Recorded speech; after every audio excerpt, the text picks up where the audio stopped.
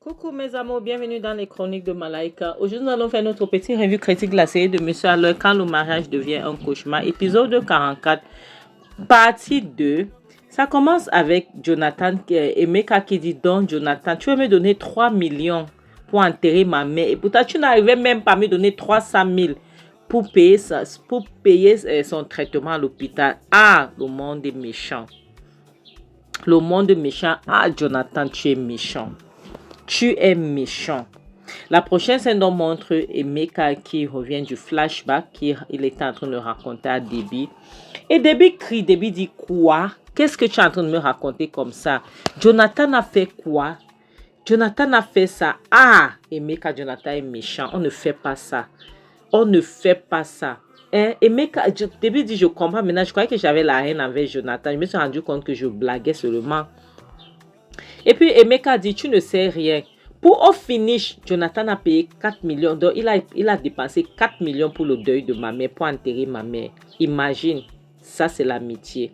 Et tu penses qu'avec ça, je peux laisser Jonathan tranquille. Tu penses qu'avec ça, Jonathan va s'en sortir. Ce n'est pas possible, Debbie. Je suis désolée, ce n'est pas possible. Tu comprends? Jonathan va payer pour tout le mal qu'il m'a fait. Jonathan m'a exploité, Jonathan m'a utilisé parce que je n'ai pas d'argent, parce que je suis ton ami qui est fauché. Tu sais ce que ça veut dire qu'un autre homme comme toi te rabaisse, te ridiculise comme ça?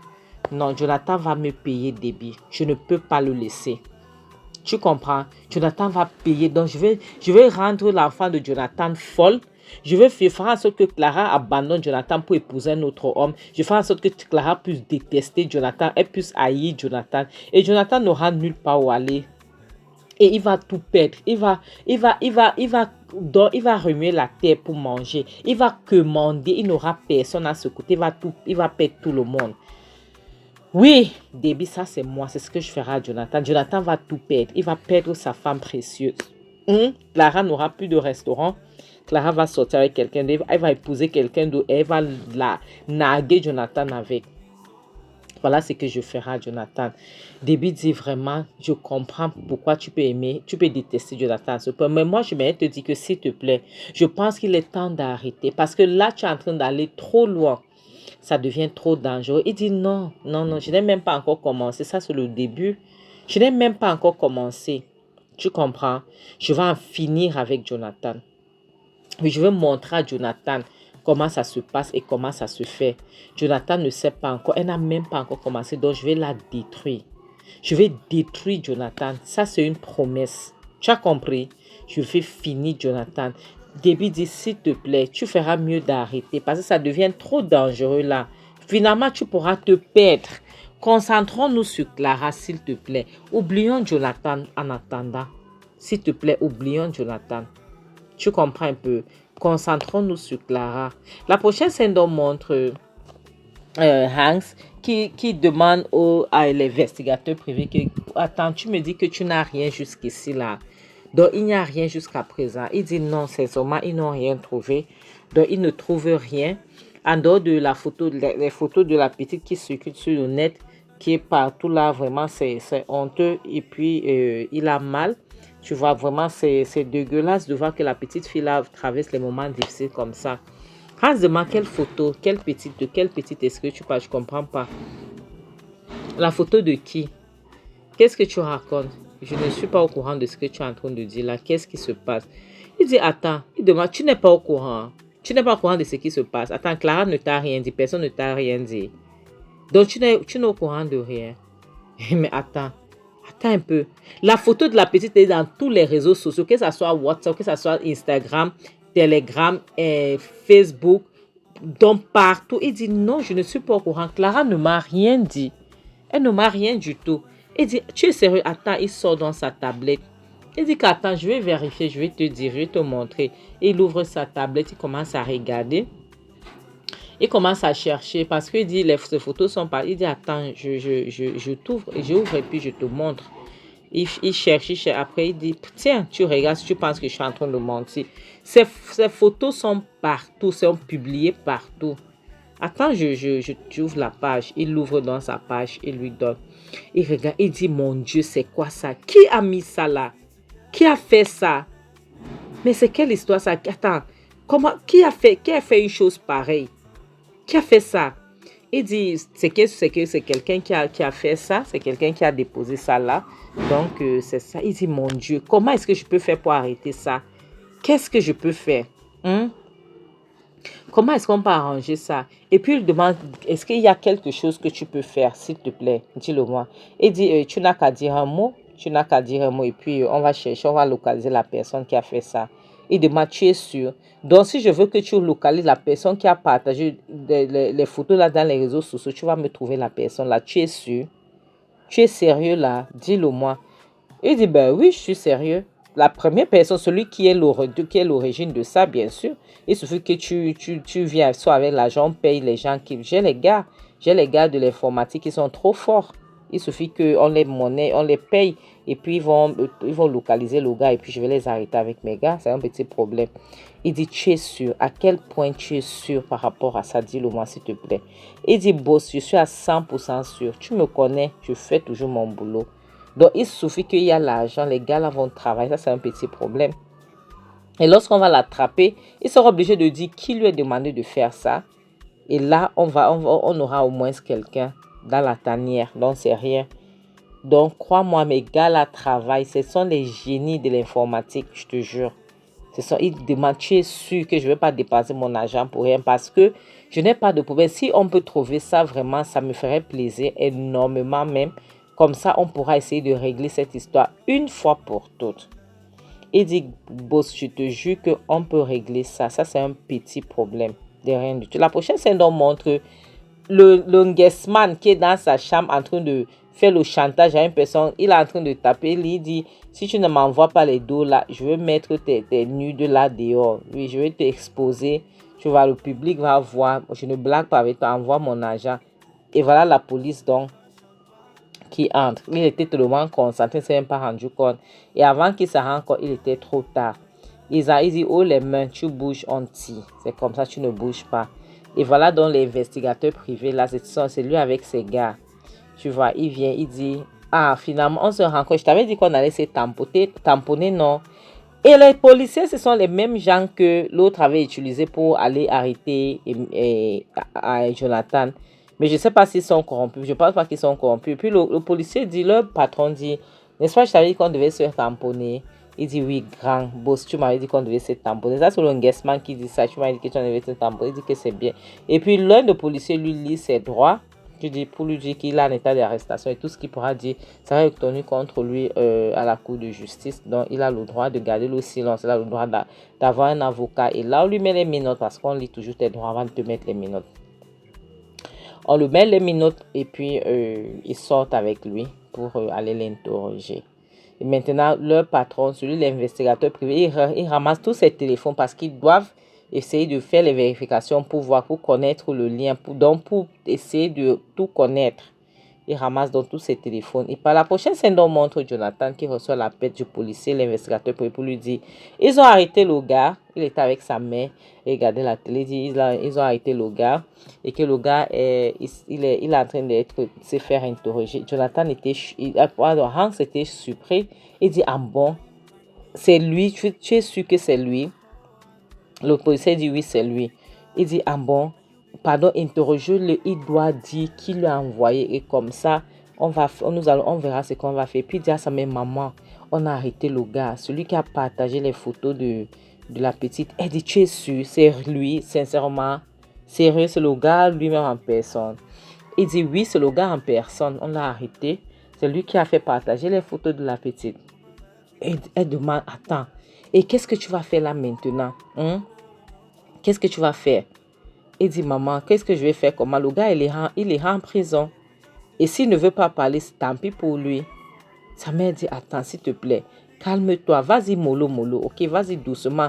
Tu ne connais même pas le gars, si tu ne sais pas si c'est un criminel, si c'est un syndicat, tu ne sais pas ce que c'est. Il dit, maman, je m'en fiche. Oui, je ne sais pas, mais il ira en prison, c'est comme ça. Sa mère dit, s'il te plaît, mon fils, traite ça avec caution, calme-toi. sois patient, ok? Traite ça doucement. Tu ne sais pas. Peut-être c'est un syndicat. Peut-être qu'il y a les gens derrière lui. Tu ne sais. Il dit, maman, calme-toi. Le policier qui l'a été le connaît. C'est un petit bandit. C'est un bandit. Donc, il le connaît très bien. Ce n'est pas un syndicat. C'est un guessman. Ce n'est pas un syndicat. Ça m'a dit, oh, Dieu merci. Celui-là, il ira droit en enfer. Donc, lui, il a déjà payé son transport pour l'enfer. Il dit, yes, il était tellement content. Tellement était content. Sa mère était tellement contente de le voir comme ça. Tu vois, après, il dit, maman, tu te souviens tout à l'heure, je te dis que je n'avais pas faim, n'est-ce pas? Sa mère dit, maman, j'ai faim, s'il te plaît. J'ai l'appétit d'un loup, j'ai envie de manger. S'il te plaît, donne-moi à manger. Sa mère dit, ne parle plus, c'est bon. Je m'en vais te servir ta meilleure nourriture. C'est ça que je t'apporte, ta meilleure bouffe. T'inquiète, il y en a soc-soc. C'est soc-soc dans la mamie, j'ai préparé beaucoup et il n'y a que toi et moi. Il dit, yes, c'est ça. Maman, finalement, on l'a arrêté. C'est ça, on saura maintenant qui est derrière tout ça. Maintenant, donc, sa mère donc, se lève pour aller lui servir à manger. La prochaine scène donc montre l'investigation. Le policier est en train de questionner le Nguesman. Le Nguesman dit, le policier demande, tu as fait comment? Qui t'a envoyé faire ça? Parce que si tu ne parles pas, gars, tu iras en taule. Ce n'est même pas, tu ne connais même pas la personne qui est derrière cette histoire. Il dit, c'est quelqu'un, mais il ne connaît pas son nom et il n'a pas son numéro de téléphone. Oui, il dit qu'il n'a pas. Il dit, tu n'as pas son numéro de téléphone. Le policier demande, et vous avez fait comment pour communiquer? Il dit, la personne qui est venue lui tamponner et il lui a dit ce qu'il devait faire, lui a remis les photos et tout ça. Et lui ne connaît même pas la petite. Il demande, tu ne connais pas la petite. Qu'est-ce que tu racontes? Et tu as juste fait ça comme ça. Tu ne connais pas la petite, tu veux détruire sa vie comme ça. Tu ne sais pas ce que tu es en train de faire. Il dit, lui ne pouvait rien dire parce que le monsieur lui a dit que c'était sa fille. Oui, le monsieur lui a dit que c'est sa fille, qu'il peut faire de cela. Il peut faire d'elle ce qu'il veut. Tu vois, c'est sa fille. Le policier demande à sa fille, qu'est-ce que tu racontes? Sa fille. Et puis le policier demande, le monsieur s'appelle comment? Il dit Jonathan, il appelle tout le nom de Jonathan. Hey, Seigneur. Il dit Jonathan, il dit oui. Il dit que le monsieur s'appelait Jonathan, il appelle son nom du village et tout. Il appelle son nom de famille. Le monsieur dit, ce n'est pas possible. Mais là, le monsieur est étonné parce qu'il ne comprend pas comment est-ce que Jonathan lui-même va faire ça à sa propre fille. Et puis le policier demande pourquoi est-ce il dit qu'il fait ça parce qu'il veut punir sa fille. Il veut la montrer une leçon, la traiter. La prochaine scène donc montre Hans qui est tout content. Tu vois, il vient saluer le policier. Il veut le remercier d'avoir été le Nguesman là qui partageait la publicité, la photo de la fille. Puis demande c'est comment.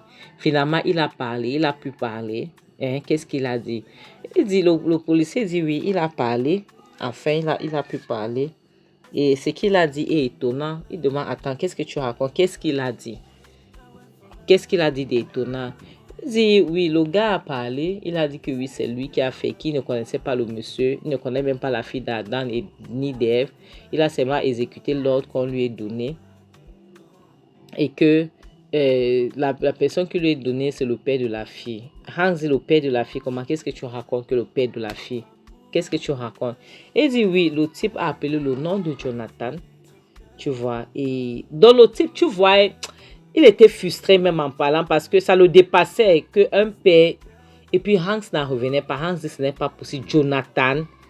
Il dit oui, il est étonné. Il dit Jonathan. Il dit jamais, je ne peux pas laisser ça. Je ne peux pas. Jonathan va me répondre. Il va me dire comment est-ce possible qu'il peut détester sa fille à ce point, juste à chercher à la punir comme ça. C'est quoi ça? Après, le policier dit, selon lui, il va préférer dire à Hans que Hans laisse tomber parce que ça, c'est une histoire de famille. Tu vois, ça se voit que c'est l'histoire de famille. L'autre, Benny, c'est la fille de Jonathan. Donc, Jonathan a le droit de faire ce qu'il veut. Tu vois un peu.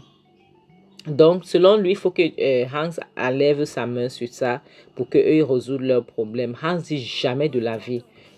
Pas tout ce qui concerne Clara me concerne, jamais de la vie. Ce que tu racontes là, c'est pour toi, c'est le bouba. Tu t'entends parler là, jamais de la vie. Je ne peux pas laisser tomber. Je ne peux pas laisser que quelque chose de mauvais arrive à Clara. Jamais.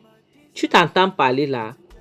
Tout ce qui affecte Clara m'affecte indirectement, que je le veuille ou pas. Tu t'entends parler. Qu'est-ce que tu racontes? Et puis le policier dit, en tout cas, lui laisser ses mains là pour lui donner son avis, mais son avis ne compte pas, qu'il est vraiment désolé. D'accord. La prochaine scène donc montre Jonathan qui revient, Hans qui revient à la maison, il explique ça à sa mère. Tu vois, il était tellement fâché. Sa mère lui dit que selon elle, il faut qu'il essaye d'écouter. Elle est du côté du policier là parce que ça, c'est une histoire de famille. Que Hans puisse dire à Clara ce qui se passe, ce qu'il a découvert, mais Hans enlève sa tête, qui retire sa tête sur ça parce que ça risque de causer les problèmes. Tu vois, que les choses comme ça, après tu vas entendre que Hans veut prendre la femme d'autrui. Hans dit, maman, jamais de la vie. Tu ne peux pas me demander de laisser tomber. Ça, c'est de Clara qu'on parle. Je ne peux pas, tout ce qui concerne Clara, maman me concerne, tu le sais. Je ne peux pas laisser ça tomber. Je dois protéger Clara. Tu comprends, non? Jonathan ne peut pas faire une chose pareille. C'est ici qu'on va s'arrêter, mes amours. Je sais que c'est Meka qui est en train de faire tout ça. Donc, il fait les choses pour qu'on puisse accuser Jonathan. Et pourtant, Jonathan n'a rien fait. C'est Meka qui a dit à ce gars, à ce Nguesman d'accuser Jonathan. Vraiment, mes amis, c'est vraiment délicat. Nous devons faire très attention comment on fait ici dehors. Parce que sinon, il y a certaines choses qui pourront vous mettre dans les sérieux problèmes. Sincèrement. Comme je dis souvent, le mariage n'est pas un farce. Le célibat n'est pas une malédiction. Tu sais. Donc, et le mariage n'est pas une maladie non plus. Oui. Donc, mieux vaut être seul que d'être mal accompagné. En bon attendant, salut, bisous. Bye.